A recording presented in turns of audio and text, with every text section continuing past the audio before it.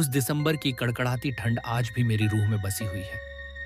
मैं उत्तर प्रदेश के कानपुर देहात में एक डॉक्यूमेंट्री शूट के सिलसिले में गया था और रात करीब 1 बजे होटल लौटते समय मेरी गाड़ी एक सुनसान सड़क पर बंद हो गई।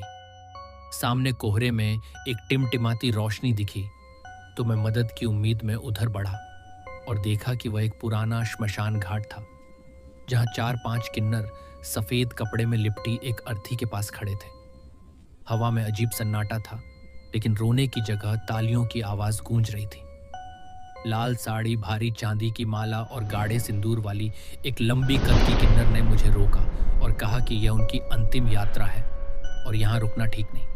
तब पता चला कि अर्थी पर लेटी थी चंपा, जिसका असली नाम कभी चंद्रमोहन था, जिसे बचपन में घर वालों ने छोड़ दिया था और जिसे किन्नर समुदाय ने अपनाकर नया जीवन दिया था। मगर पिछले कुछ महीनों से वह कहती थी कि श्मशान उसे बुलाता है। लोग उसकी बातों पर हंसते रहे।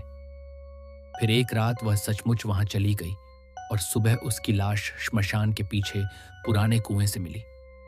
आधिकारिक तौर पर मौत को हादसा कहा गया, लेकिन कस्बे में फुसफुसाहट थी कि वह अकेली नहीं थी और किसी रसूखदार आदमी का नाम दबा दिया गया। उस रात मैंने देखा कि चंपा की अर्थी को चिता तक नहीं ले जाया गया, बल्कि पेड़ों के साए में रखा गया और एक किन्नर ने उसके गाल पर चप्पल से वार किया। जब मैंने कारण पूछा तो जवाब मिला कि यह रस्म है, ताकि अगले जन्म में उसे यह जीवन न मिले। तभी अचानक हवा तेज हुई, सफेद कपड़ा हल्का सा हिला और साफ साफ 2 तालियों की आवाज आई। सबके चेहरे सख्त हो गए और लाल साड़ी वाली ने फुसफुसाकर कहा, चंपा मत कर।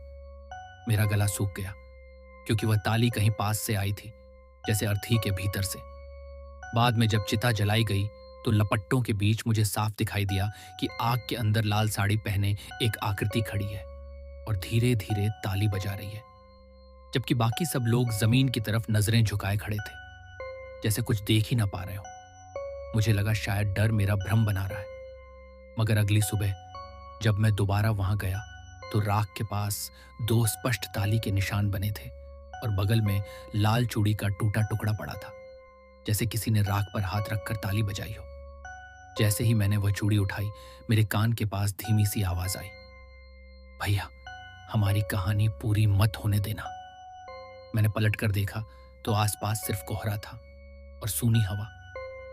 लेकिन तब से हर दिसंबर की ठंडी रात में जब कहीं दूर से ताली की गूंज सुनाई देती है तो मेरी रूह कांप उठती है, क्योंकि मुझे पता है कि वह सिर्फ आशीर्वाद की ताली नहीं, बल्कि एक अधूरी अंतिम यात्रा की पुकार है। शायद चंपा अब भी न्याय की प्रतीक्षा में उस श्मशान के कोहरे में भटक रही है।